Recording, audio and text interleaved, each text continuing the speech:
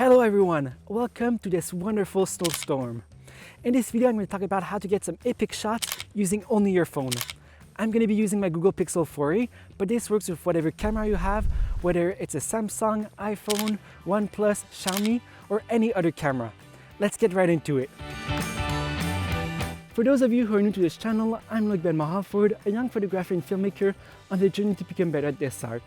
In this video, I will let you know how to capture some epic shots by talking about the camera settings you should be using, the light conditions you're looking for, the weather you want to have, and how to compose some epic shots.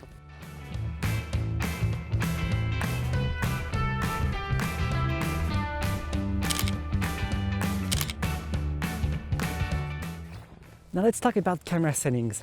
If you have a modern smartphone, so like my Google Pixel 4a, you don't have to change much inside of the camera app, and this is because the camera app is already doing the hard work of creating a super high quality picture.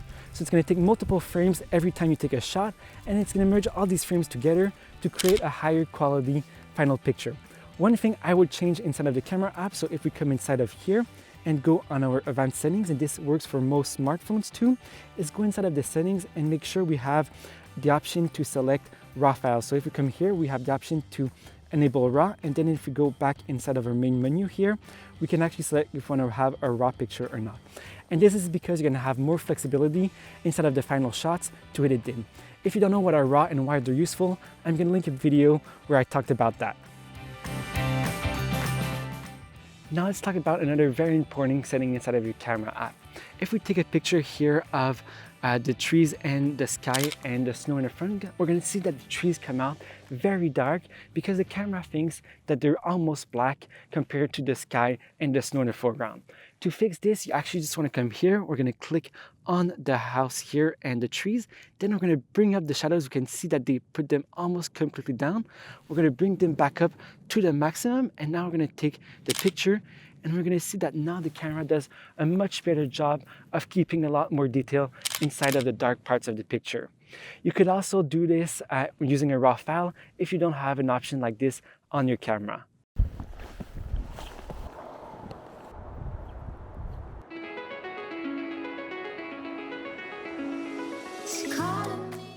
While the sun is slowly coming out, let's talk about what are good light conditions for landscape photography. This is one thing when you become better in landscape photography, you're going to realize you pass more and more time chasing the best light conditions possible to get better shots. The first most obvious type of light that everybody likes in landscape photography is during golden hour. If you don't know what is golden hour, it's right before and right after sunrise and sunset, where you get the very warm tones and also very saturated colors, which are really great for landscape photography. I would highly suggest that if you're starting out taking pictures, to go out during sunrise or sunset, because you can easily get unique shots by taking the sunrise and sunset, because these are shots that most people are not as used to see. If you're not sure when is golden hour or where is the sunrise or sunset, I highly suggest the app that is called PhotoPills. It's a little bit expensive, but it allows you to see when is a golden hour and where will be the sun situated. So this is a really great app if you need to plan your shoot in advance to know where are the best conditions to take your shots. So I highly suggest you go check out this app if you want to be getting better pictures of sunrise and sunset. In my opinion, the most underrated type of light is during blue hour. So blue hour is a few minutes before sunrise and a few minutes after sunrise, where everything becomes very blue inside of the photos. And this is very good inside of landscape photography because it allows you to get completely different shots that most people are not used to seeing at all. So this is a pretty cool technique. One problem with the Google Pixel 4a is that in the main camera, it tends to make everything way too blue compared to what it should be. So a little fix for that is to go inside of night side mode. That's going to correct the colors and get better looking shots when using this. But this is a really cool technique to get some better lights inside of your photos. I think that the biggest mistake that beginner landscape photographers make when taking pictures, especially when you just snap pictures with your phone quickly, is thinking that the blue sky day is the best time to take pictures. It's actually probably the worst time to take pictures because you get very harsh shadows and highlights inside of the scene, which doesn't make anything look too good. good. It's a lot better to take pictures with a sky like right now, where you get very even lighting and very soft lighting, which just makes everything look a lot better inside of the shot. It's also really great when you have some clouds in the sky that create texture. So right now it's very flat, but if you had more texture inside of the clouds, it can create very cool scenes where you have a lot more detail inside of the sky, which creates a much more interesting photo in the end.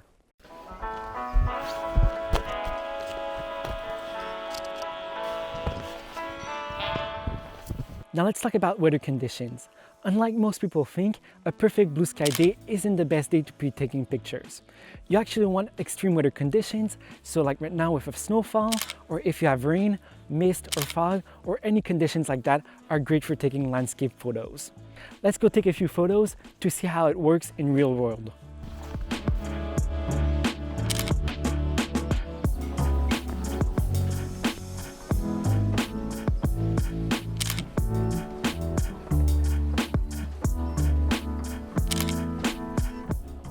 The reason it's important to use extreme weather conditions is that it allows to tell a completely different stories. So for example, right now with all the snow and the trees around, I'm telling the story that we went through a complete winter storm. This also applies when you're taking pictures with rain or with some fog, where you can show a scenery that is completely different than what most people are used to see.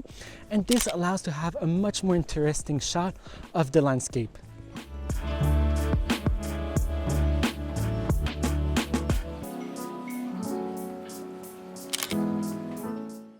Before the light completely disappears for tonight, let's talk another reason why it's so great to have extreme weather conditions. And this one is that allows to put more focus on your main subject. So for example, if we were taking a picture of the little island here and we had some heavy snowstorm, some fog or something like that behind the island, it would put the focus on the island and not everything around it. And this might seem unlogical because you might think that when you're taking a landscape photo, you want to get everything inside of the shot. But landscape photography is really about choosing subject and choosing separate parts inside of the photo and making these parts your main subject and putting them forward. So by using fog or things like that, you can really separate different elements in the shot and bring the focus on the element you really want to have as your main subject in the photo.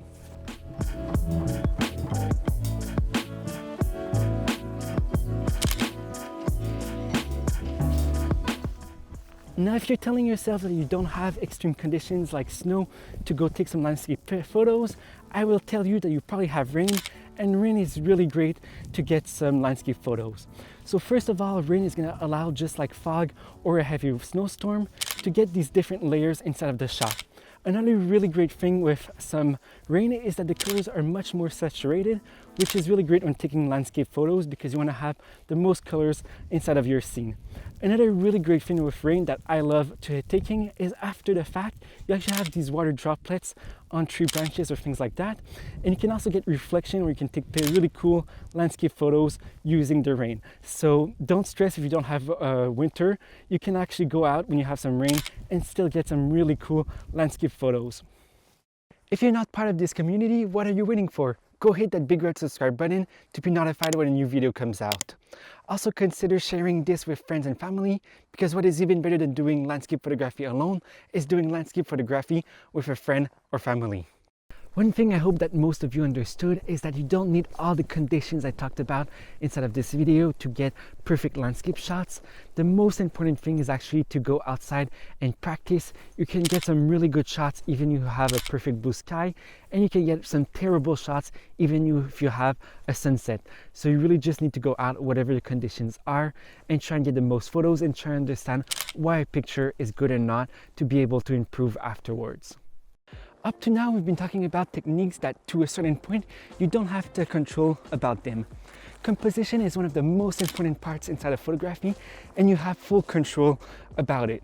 I'm now going to talk about some techniques that are, in my opinion, the most important to get some epic landscape shots.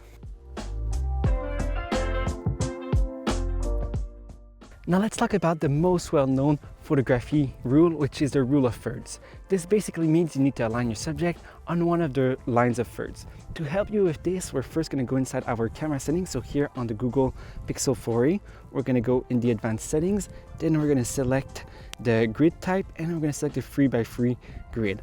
This works on any cell phone or any digital camera. You're going to have an option to enable a grid like this. The error that most people do when taking landscape photos is to center their subject. So in this case, our subject is the little brown house here. So if we put it perfectly in the center and take a photo, we're going to see it creates a result that is okay, but it's not a great shot. To get a much more powerful image, we actually want to use our rule of thirds. So here we're going to put the house on the intersection of two of the lines of thirds. And now if we take a shot, we're going to see that we're going to get a much more powerful image in the end. This is a rule that I respect in most of my shots, and I'm going to put a few examples here so you can see how I respect it in most of my photos.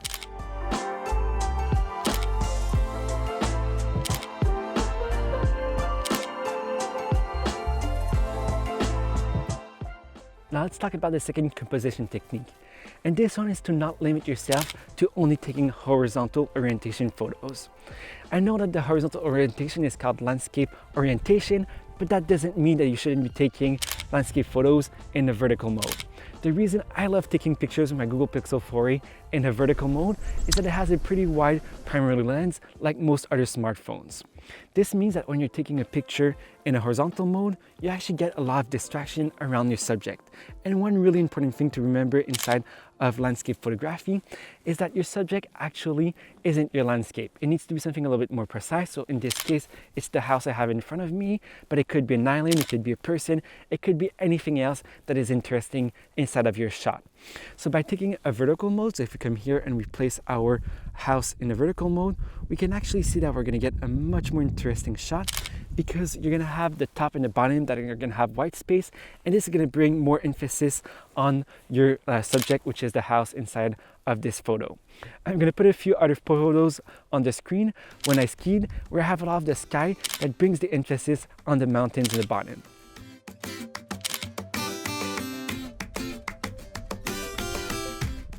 Now let's talk about another very important composition technique in landscape photography, and this is to change your perspective.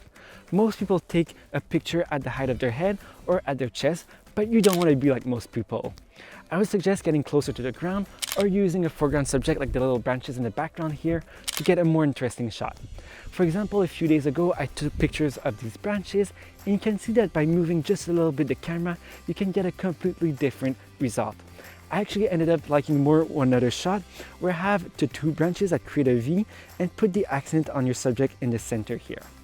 One common mistake I see when people are taking photos with a foreground subject is actually that you don't want to be hiding your main subject or touching it with the foreground subject. So just be careful how you place the foreground subject in accordance with your main subject in the photo. Leading lines is one of the most powerful composition technique in landscape photography, in my opinion. The idea is that you want to use lines inside of your shot to guide the eye towards a subject. I'm going to show a few examples because it might be a little bit hard to understand without any examples.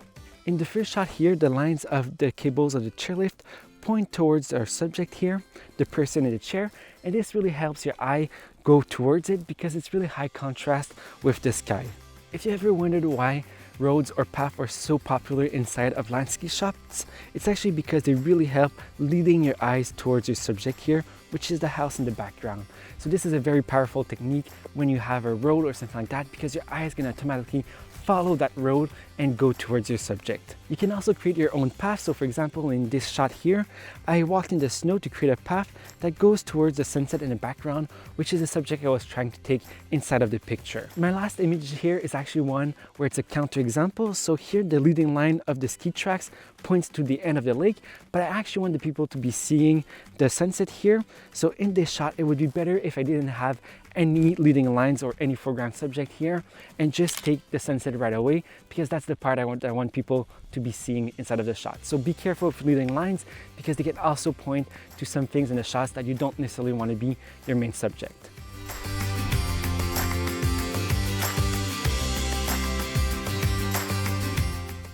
I won't won't talk about editing your photos too much inside of this video because I have more videos where I go in depth about editing your shots. There's one error that is the most common when people ask me for comments that simply drives me crazy. This is not leveling your horizon inside of your shots. This is super easy to fix, so you can go inside of Google Photos here, then go in your edit settings, go on crop, and simply level your horizon pretty quickly. Now we're done, so you saw it took 5 seconds to fix, so there's no reason at all why you don't do it inside of your next shot. I want to end this video by telling that the only real way to become better in landscape photography is to go outside and take some pictures. You might not know, but I took over 500 pictures with my Google Pixel 4a in the last few days, and one exercise I like doing is taking different shots of the same subject. It might not be the most epic landscape shot here with huge mountains or things like that, but I still enjoy going outside and taking some pictures. Another very important thing is that once you go inside, you want to go and look at your pictures and try to understand what you like inside of them and what you could improve in the future. This is the only way to really improve in the end. I also want to end by telling you that it's not important the number of likes you get on Instagram. The only thing that matters inside of landscape photography is if you enjoy the process.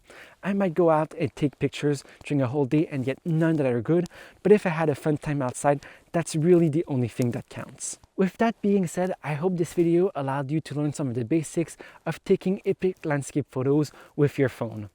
If you enjoyed this video, please let me know by hitting the like button below, and also consider subscribing if you want to learn more about photography or filmmaking. I would also really appreciate if you shared this video with some friends or family. I also have a question for you, and I want to know if you would like more tutorials on landscape photography using your phone. Please let me know in the comments below. See you in the next video. Bye bye.